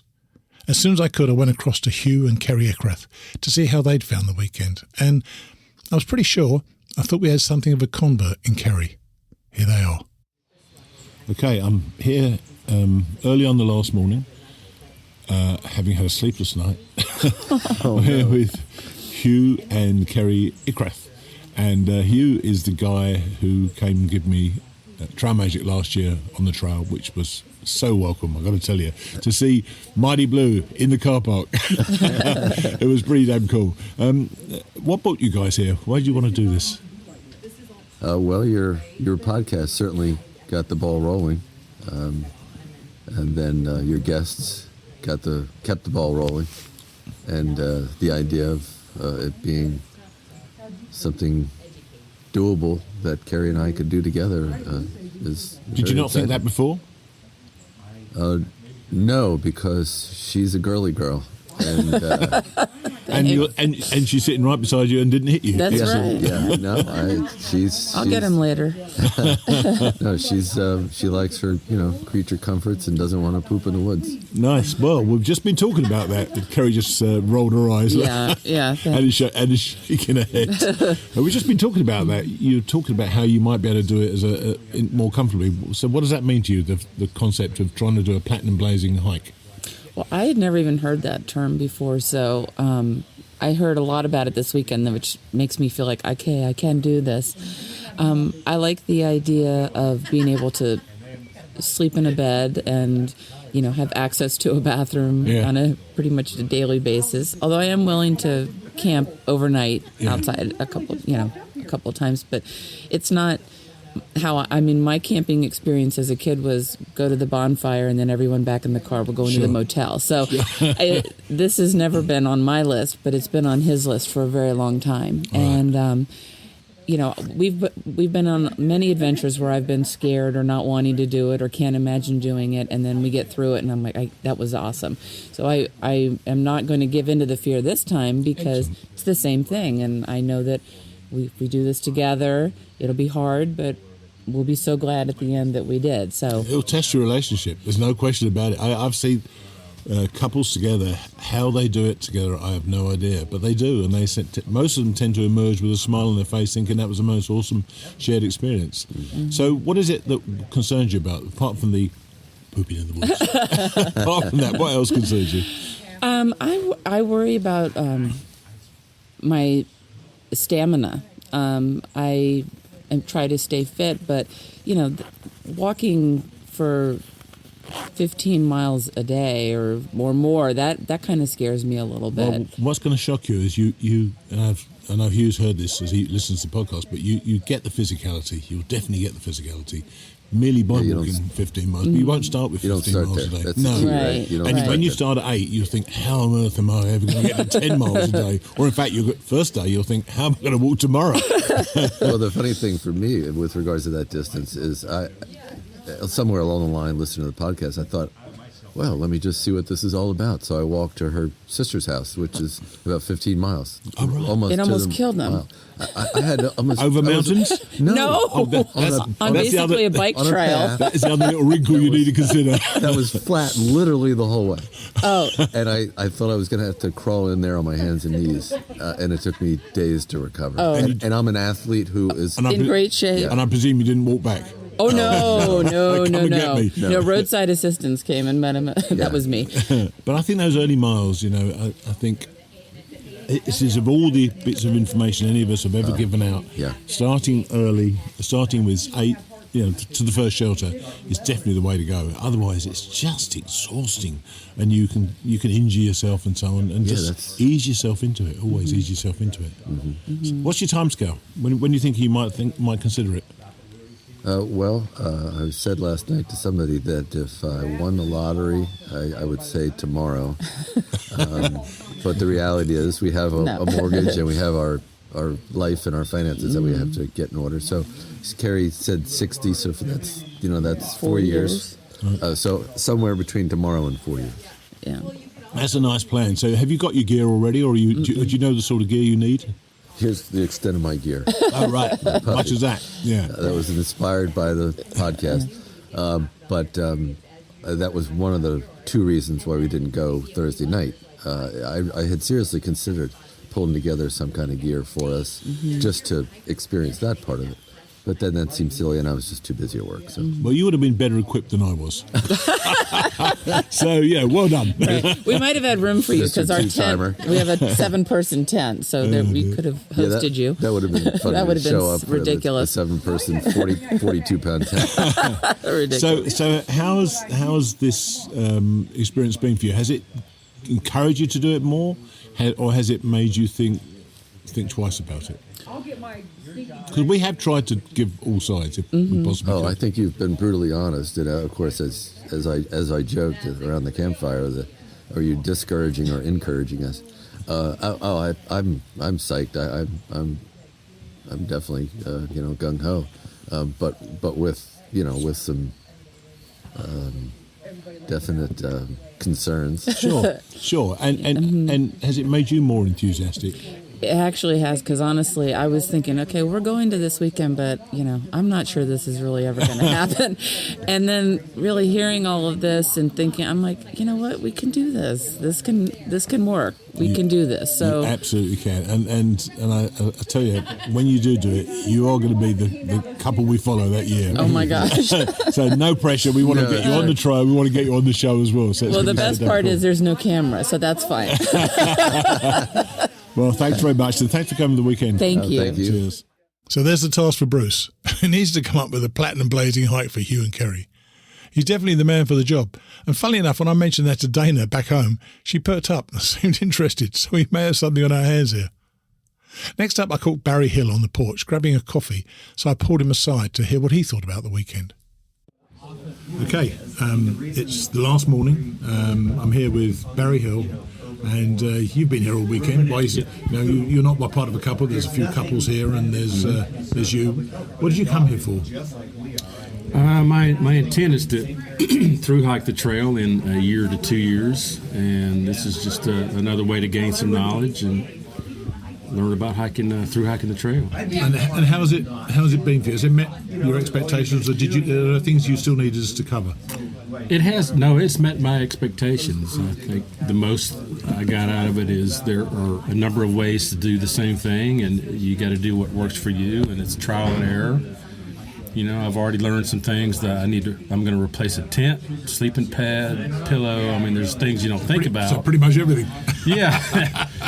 there's things you don't think about until you get out here and start doing it. You're absolutely right. Yeah, and I've been an avid day hiker, but I need to branch out and start, sleeping in the woods and doing that part of it. And is this something that you've wanted to do for some time, or is this just a later? Because you're retired, aren't you? Semi-retired. I am working. I'm paying down some debt. All right. So I'm kind of getting myself in a better financial position to hike the trail. Because one thing you will find on the trail is it's more expensive than you might think. It is. Yeah. But you know what? You can do it very cheaply, or you can do it reasonably. So it's one of those things that it's, as we keep saying, hike your own hike, and that's your choice to do whatever you want to do. Well, knowing me, I will take some zeros and enjoy a craft beer and some pizza in town. So I'm going to be probably on the higher end of the. I tell you what, one of the big reveals for us last year was that the AT has now got lots and lots and lots of breweries all the way up the trail. Yeah. And you can get off. You can do almost a pub crawl. Well, knowing me, I'm probably on the higher end of the spectrum as far as the money. So do you have, what do your family think of you doing this? Or do you have family? I'm divorced, but my parents are totally supportive. Oh, they? Great. My girlfriend is completely supportive. She's not a hiker, but she doesn't, stand in my way to do it. So. And how does being alone in the woods strike you, or do you? Because you've heard from all of us, it is always the people. So you meet up with people. Oh yeah. Are you quite comfortable with that, starting by yourself and meeting people, or not meeting people as time goes on? I'm getting better. I mean, there are days, because I'm an avid day hiker, and there's days you want to be with folks, and the banter and talk. But there's days you don't want to be. You want to be alone. So I think I can get a good mixture of both. And it's easy to do that, to get a balance of both those things. So you can go out there and choose to be with people or not. I'm a little introverted anyway, so I prefer some time alone too. So well, you can certainly get that. And what parts of the trail are you looking forward to? Have you seen many places on the trail? I've done 400 miles of it. Oh right, where have you done? I've done every step from Stokoa Gap near Robbinsville, North Carolina, to just north of Grayson Highlands. Oh right. And then I've jumped up here. I've done this section here in Giles County. I've done the Triple Crown in Virginia. So I'm kind of jumping around. But I've done over 400 miles of it just in day hikes. So, yeah, it's been a... And I think you must have seen then that this is a very accessible trail, isn't it? You can get off whenever you want to. You can get back on whenever you want to. It is. It takes a little research, and gut hooks is great, where to leave cars and logistics, but it really is not as bad or daunting as you think when you're first looking at it. So it can be done rather easily. Well, Barry's already told me he had no idea about our podcast, which is great. So just let us know when you go. I'd love to just mention on the show that you're gone. We'll perhaps have a chat when you're ready to go. I will. Hopefully next year, or certainly in 2022 when I turn 60. So. Good time to go. Yes, sir. Well, thanks very much indeed. Thank you. Cheers. It was kind of hard to work out what Barry thought before we spoke, as he doesn't give much away, yet he too became more engaged all the time, and he clearly enjoyed it. My thought at the end of the weekend was that he'd be a great guy to hike with. Then, having spoken with Mike the previous evening without his partner Hilary, I spotted that she was free and switched the recorder on. Okay, it's still the last morning. I'm here with Hilary Augustine, who's Mike's other half. I think this is how we put it. Wonderful. How are you? Good, thank you. And have you enjoyed the weekend? I've enjoyed it tremendously. You look like you have the whole time. Yes. So, what did you come here expecting? I came here expecting an experience that would expand what I already knew about what happens when people get together, which is stories create new stories. Of course. And because of walking the Camino years ago, I was really looking for a tapping back into a trail that is in my backyard that potentially could be something that I do in years to come. Oh, you are thinking possibly of doing it? Yes. I wasn't sure, actually. Yes. I thought that was just the experience, because this is such almost an ethereal experience, isn't it? Yes. Woods Hole. Woods Hole is amazing. Yeah, with the fire in the morning and the coffee and the woods. So I knew that I would be transcended, if that's a word that I think about a lot, because of people coming together. There's always more that happens, and that to me has proven over and over again in my life. So I just realized, put me in the woods, put me with a great group of adventurous people that have, many of them, walked the Appalachian Trail, and I think that there's going to be some wonderful experiences I can't even imagine, and that's happened. Well, I was reflecting on this last night because Bruce put us in a position of telling stories which we weren't expecting to do. Yes. And so, but they flowed, didn't they? Everybody's story had a story, and I thought to myself, well, crikey, we've all done these things, and these people, some of them have, some of them haven't done the AT. If they do the AT, they're going to get the same sort of stories as well. Yes. So that was a great moment, and when I realised that, I thought, this is terrific, you know. Yes, it renews a faith in humanity, which somebody had said even on the first day, and those stories last night reminded me we're more taken care of than we assume. Absolutely. And you heard Neville talking last night about that sort of thing. Yes. I mean, she is so connected to the trail, even though she's not a hiker herself. Yes. So is this something that you're thinking 20 years ahead or 5 years ahead, or just as and when? I would say 5 years, within that range. And I like the number 5. Like you said, in the numerology, it means change. And so I have thought about what would it mean to do the Appalachia Trail as a symbol of the Camino, which is 500 miles at a time, which would be starting in Virginia, really. If I wanted to do a state, Sure, I could start with 500 miles as a sectional hiker, I guess is what you call them. And that really appeals to me because it's not overwhelming, but it's also a challenge. Yeah. And something about that blend is really incredible. I did the Camino a couple of years ago, 2018, and it was, I did it with my niece. And doing the Camino with somebody you love is pretty damn cool. Yes. I really enjoyed that. Doing the AT is a different thing, most certainly, and it is quite tough. Do you think we pitched it okay in terms of giving you the fear and giving you the anxiety at the same time? So I knew a few of the stories that people were telling were slightly concerning for one or two people. I think you did a great job. It's always the blend, and that's life. There's always going to be the struggle, but there also is the upside of why people do this. And the fact that you're all here retelling your stories, and I would assume maybe even thinking, when am I going to step back on the trail, is something that's intriguing. You're telling them for a reason. It's changed your perspective of life, and now it feels contagious in a good way that you can't get away from it. So that's wonderful. It is funny. So we all had the opportunity to talk about the trail last night, and normally in our everyday lives we probably don't, because most people don't understand it. Yeah. And it's just a great place to be. Well, I hope you do it. I'm glad you've enjoyed it. And one of the things I've noticed about you is you give a lot of thought to in the gratitude circle we do every morning or before every meal, and I can see you thinking what you're going to say. Yes. See, when you're my age, you forget about it straight away, so you have to speak first. That's why I nearly always speak first, because otherwise it would just go straight out of my mind. Yeah.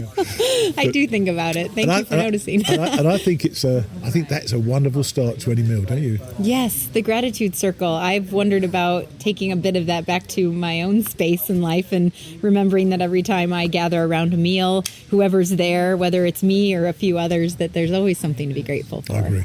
Yeah. Well, thanks for talking to us. Yeah, thank you. I knew that she loved that gratitude circle. You could see her responding to everybody in the circle, almost anticipating her turn. Scott and Sarah Sherman were next. Sarah is a listener to the show, and the two of them went on several walks while they were at Woods Hole. I managed to catch them between walks, I think. Here they are. Okay, well, we've virtually finished. This is Scott and Sarah Sherman.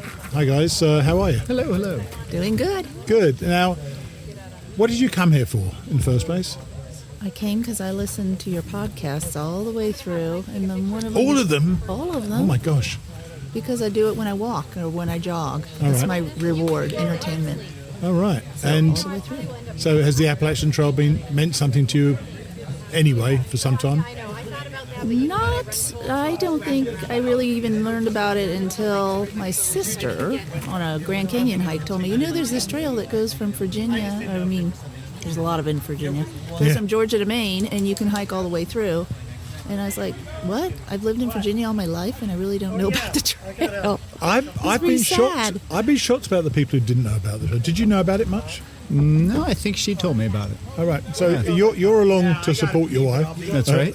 That's right. Is there a future section hike or through hike in you, do you think, either of you?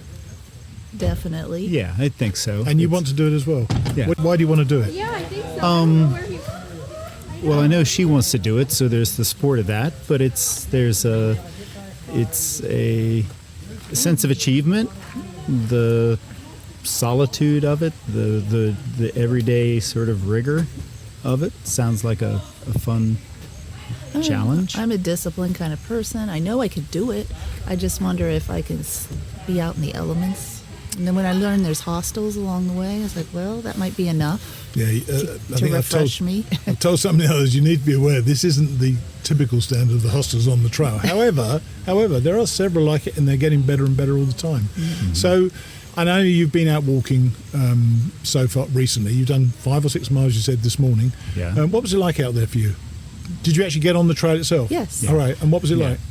I think it's just clear. It's dark. It's dark. It clears your head. It was easy to follow it dark. We've never been on it in the dark. We've been on it several times, other places, but usually day trips, and then end up at the Holiday Inn Express and relax. And that is probably the way to do it, because Bruce is now talking about trying to put something together for a platinum blazed hike all the way, which will cost you a few bob, it's got to be said. It made the return trip, so we just went out and then turned around. Yeah, we went out. The return trip was totally different because then it was daylight by that time. Of course. Isn't that interesting as well? Yeah. How the changing light changes everything in the woods as well. Yeah. Suddenly, and for me, it's the low sun is the thing that really gets me every single time. It just starts filtering through the trees, and it's just a beautiful, beautiful sight. So how have we... hopefully you've enjoyed it this last couple of days. Yeah. How have we hit the points you wanted us to hit, or have we missed things out?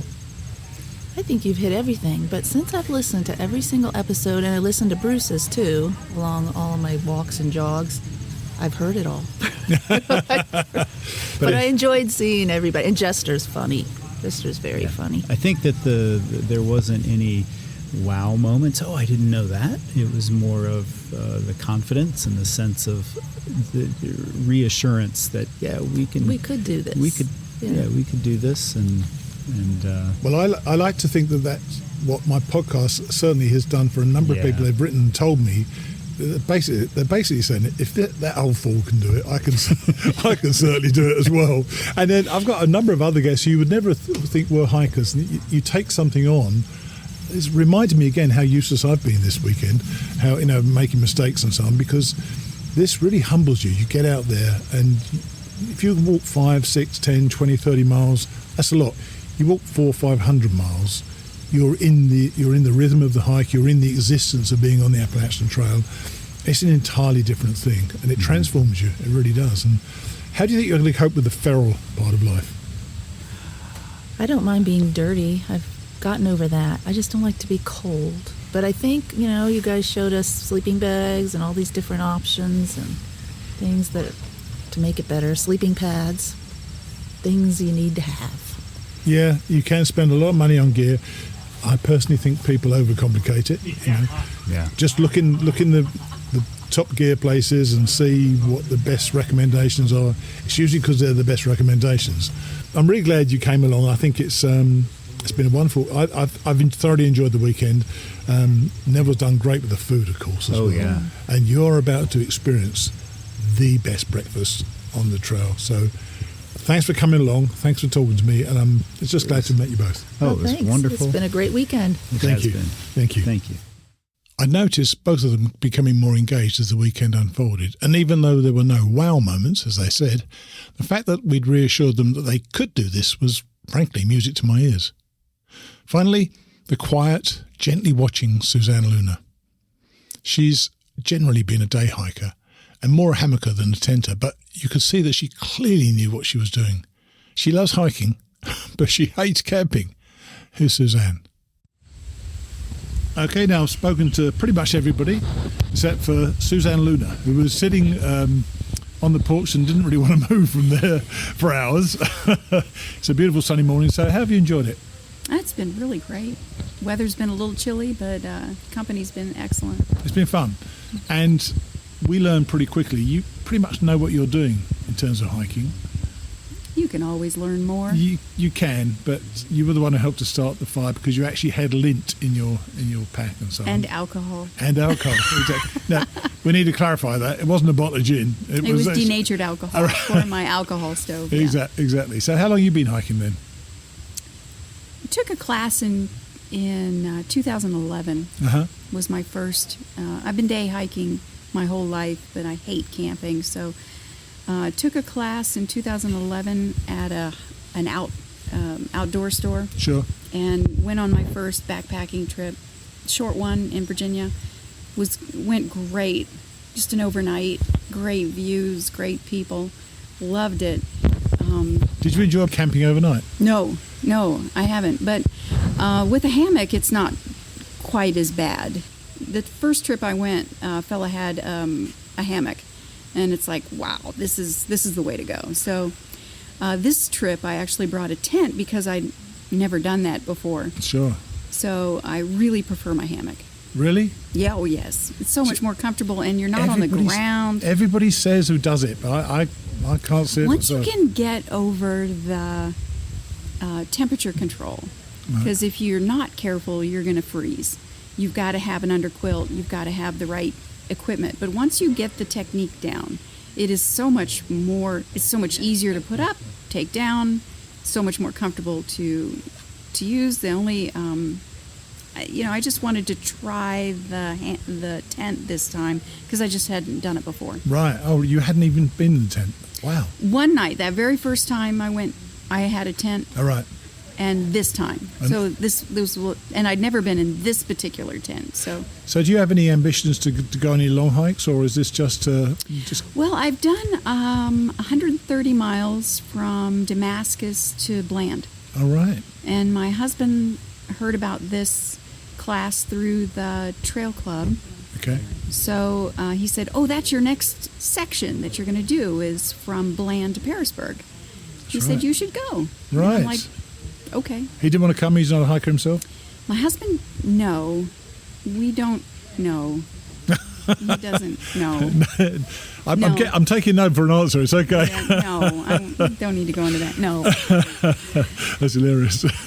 He's a camper. All right. You know, he likes to camp. Right. The hiking part is not his thing, but when it comes to early morning fire around the campsite, he's on it. But he doesn't do the hiking. Right. Part. So what does hiking give you? What do you think? What do you think you take from your hikes? A lot of people really love the views and stuff like that. That's not why I'm out there at all. It's nice to have a view, but it's sort of like the unplug nature vibe. It just feeds my soul. There's certainly something to it that when you get away into the woods have their own sound, don't they? They do. And that you can be silent in the woods, and there's movement all around you. There may even be no birds in the woods, but you can hear something around you the whole time, can't you?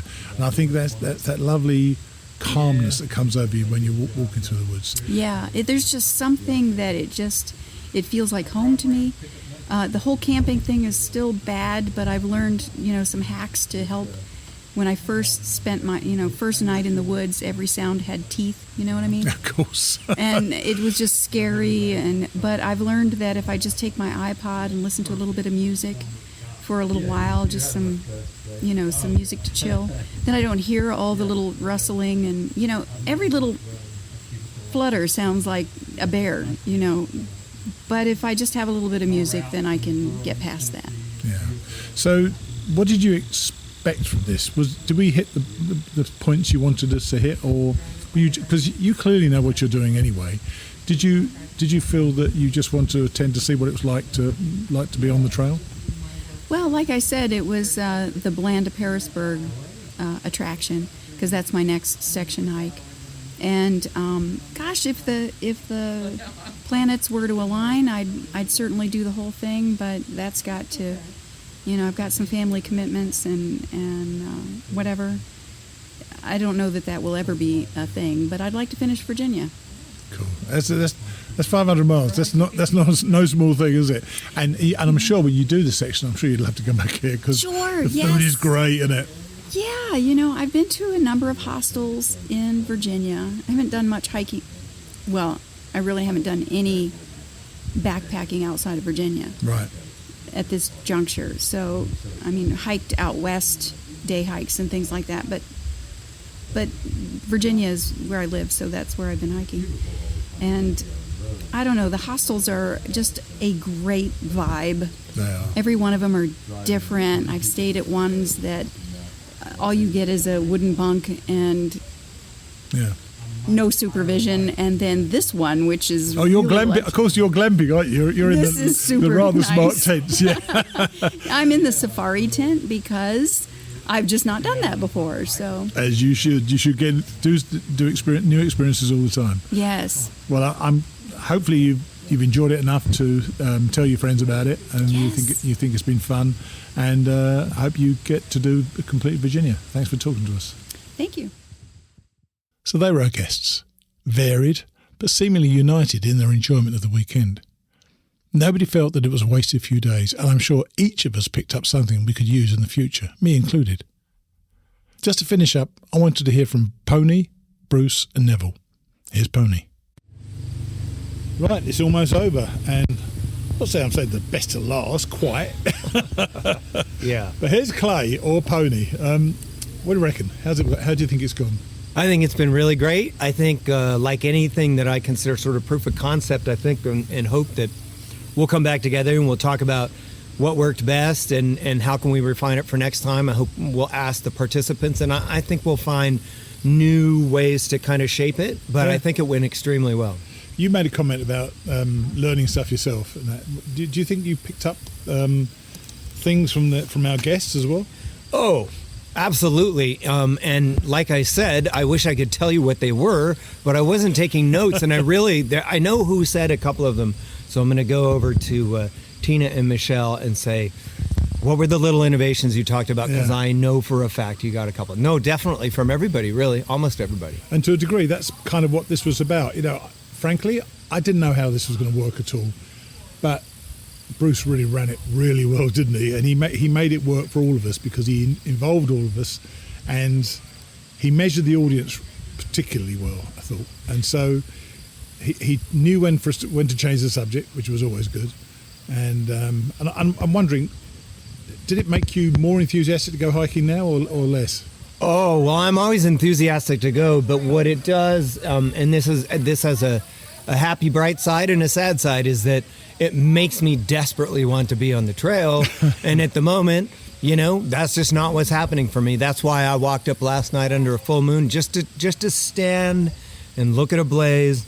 Went back up there this morning. I went for a run when we were down at Weary Feet Hostel. There's a happy side and a sad side, but it really, really whetted my appetite. Yeah, and even that little mile and a half, or was it 2 mile walk in from Weary Feet to Dismal Falls, that was much better than I thought it would be. It felt like a day on the trail, really. And just getting out of Weary Feet like that and just setting up tents. How do you cope with getting back in your tent? Oh, I've used it so much. It's really second nature for me. Like you, I had some glitches. I had some forgets and some, duh moments, because I think no matter how many thousands of miles I hike, those first couple of days, I'm going to have glitches. They're humbling, aren't they? Yeah, very humbling. And then you get back in that rhythm and you remember, oh yeah, I exactly do it this way. So it was all great. I will say that this first night here was very chilly. And it was, I brought some winter stuff. I got a merino shirt on, but I probably should have better prepared for a little cold. Do you know what? We all broke that rule. We didn't prepare properly, did we? I don't think we realised how cold it was going to be at the top of that hill. But talk about this place. I mean, you've never been here before, have you? So you didn't know what it was like. Did it live up to your expectations? Oh, my gosh. I really mean it, and I clicked with Neville, and I've told her, and she said I can. I said, look, I'd like to come back here in the winter, stay and do some chores for you. I'll pay too, but it's just really my kind of place. And I missed it on the very worst day of my AT hike in 2016 because it was a horrible storm. I was very near hypothermia, but I had promised to meet my friends 2 miles on at Doc's Knob Shelter. And then in 2018, I was driving down and wanted to stay here, and it was a big storm coming. So it's been a long time coming. The feel of this place, the welcome atmosphere, the openness, the beauty, it is a very special place. Definitely, in fact, probably my favorite place on the trail I've been. Yeah, it is mine. And that's sitting on the porch looking at the sun come up. I mean, it's tough to beat that as well, isn't it? Well, I worked on the graphics for this event, And so Neville sent me these pictures, and I was like, oh, well, obviously somebody photoshopped these first. And in fact, she didn't. That's right. That's what it actually looks like. These colors, that sunlight through the gap, it's just unbelievably beautiful here. So how do you think this could... What will we do? What do we do next? What do you think? I mean, I know Bruce has some ideas, isn't it? But what do you think we should do next? Well, like I said, I think what we'll do, I hope, is get some feedback from our participants and us, and look at refining it a little bit. And I have a vision longer run, and again, this is Bruce's baby, so I'm just coming along for the ride. But I envision being able to do this at hostels all up and down the trail, and where you have people who have a year of experience, maybe they sort of graduate into an overseer role like Bruce played today. I could see having 2 events next year, and then maybe 5, and then maybe 10, because I think there's a real audience and a real hunger. I worried, because I call myself a trail bore, I worried that our participants would sort of get tired of it. They evidently did not. They did not. Yeah. They clearly did not. Yeah. And that was kind of a bit of a shock to me as well. And I think Bruce pitched the length of it just right as well. We said everything we wanted to say. We had our own fix of telling people about the trail, so I think it worked out great. Well, that's the dirty little secret, is that we got to feed our own addiction, too. We did. As you've pointed out so many times, nobody in our lives wants to hear about it anymore. So. And we're not going to hear it much further, because 2 of our guests are about to leave. All right. Thanks, Clive. All right. Thanks, Mighty Blue. Cheers. And then, of course, we had the best platinum breakfast on the trail. Tina has worked so hard at quarter way in, and that breakfast is magnificent. Once again, it was darn magnificent. So when we were fully satiated, I took Bruce aside, and a few minutes later, Neville joined us on the porch. As you'd imagine, Bruce seemed content.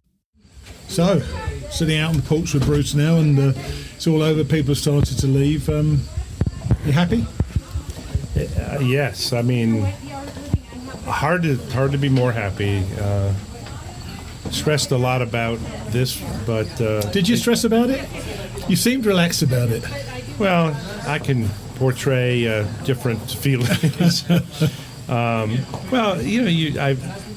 was somewhat responsible for dragging 12 people here and 5 presenters and the hostel and 4 volunteers. It's turned out, and that's in addition to the activities we had at Weary Feet. Sure. And so, yeah, I mean, in some sense, I felt responsible, whether I should or not. I felt responsible, so I wanted everybody to have a good time, whether they were a presenter or an attendee. It's not easy to get to Woods Hole. I thought the experience would be worth it, but and it's always worth it when you get there. No question. And but I did stress about it. Stressed about the weather. Stressed about us being careful about COVID-19 issues, and sitting here as the first sets of people start leaving, it's actually hard for me to be anything but delighted. I know people aren't going to necessarily tell me all the bad things, but I would. You would, and people have been unbelievably complimentary, and you can just tell too. It's not just like forced. And I think that people have been genuinely delighted at how well the weekend went. And of course, it gives us AT hikers our fix as well, doesn't it, to talk about the trail? No question. I mean, it was a labor of love, because I loved thinking about putting the event together, and I loved talking to people about the AT and my hike and helping them maybe realize their dreams. So what do you think? I mean, this was it starts as a one-off, obviously, because this is number 1. What do you see beyond this? Well, I'm kind of a planner, as you know. No, shocker. So I had high hopes. When the idea gelled with Neville and I have to admit, I immediately said, this should be a no-brainer. This should become a popular event, whether I'm involved with it or not, because I think there are plenty of people out there who would love to sit down with knowledgeable thru-hikers and think about their future hike and get tips. I know if it was available to me, I would have moved heaven and earth to attend. So, the more I've been living post-hike, and with the Platinum Blazing book, I'm getting more and more input from people that there's a lot of people out there, particularly in maybe the older demographic, that very interested in a through hike, but also interested in doing it in a way and planning in a way that gives them the best chance to succeed. So I really thought that the idea was pretty good, even though I was part of it. And it went well. And even when we first planned it, I thought this could easily be an annual event. And I thought we would be oversubscribed, and we were. So we've already talked about, doing it next year and maybe having a couple of satellite operations if we have huge demand. Tell everybody about that, because that was interesting what you were saying, that we could almost split up over a weekend. That'd be pretty cool. Well, one thing, and you have to give Neville a lot of credit for this because we did this in part to help Neville and Woods Hole in a year that was crazy. We had, for your listeners' benefit, we had what we called a practicum. We had half a day of actually hiking into the woods, camping, and talking to people about the hiking experience, the camping experience. We showed people an app that would help orient you to the trail if you got lost. We showed people water filtration, water purification. We talked about stoves and cooking. That worked great. That whole practicum, I thought that may not be so good, but it was terrific. It worked, and thanks to the ATC and Catherine, they did well over an hour of Leave No Trace, and she's a great instructor, and that went well and was well received. So we had half of the attendees do that practicum. But one of the things we did with that practicum was we brought another hostel down the road into this program. We were able to help support them at the same time, because people who traveled for the practicum, a number of us spent the night there. We had meals there. And so we helped support a brand new, pretty brand new, last year was their first year, Weary Feet Hostel, which is a nice one-day hike from Woods Hole. So the northbounders or southbounders, you can stay at Woods Hole, then you can stay at Weary Feet. So one of the thoughts of next year is, if there is the kind of demand that we hope and we think there might be, we could do a satellite at Weary Feet. There's a great hostel north of here, about the same distance away, at Angel's Rest in Parisburg. And we could have maybe 12 people at Weary Feet and 12 people at Woods Hole and 12 people at Angel's Rest. And, we could run the presenters up and down the road a little bit and still cover a larger range of people. And long range, if it's really popular, we could take it on the road and try to do regional ones, because I think people in New England would enjoy this. Get a campaign bus. Yeah. I think we'd obviously have to pull in a lot more through hikers and presenters. And, sure. But that would be a grandiose vision of where we might take this. Well, we've just been joined by the Queen of Woods Hole herself. Move forward a bit, Neville. Come forward. So, how do you think this has gone? Oh, so well. I cannot imagine. I felt really amazed at how well it went.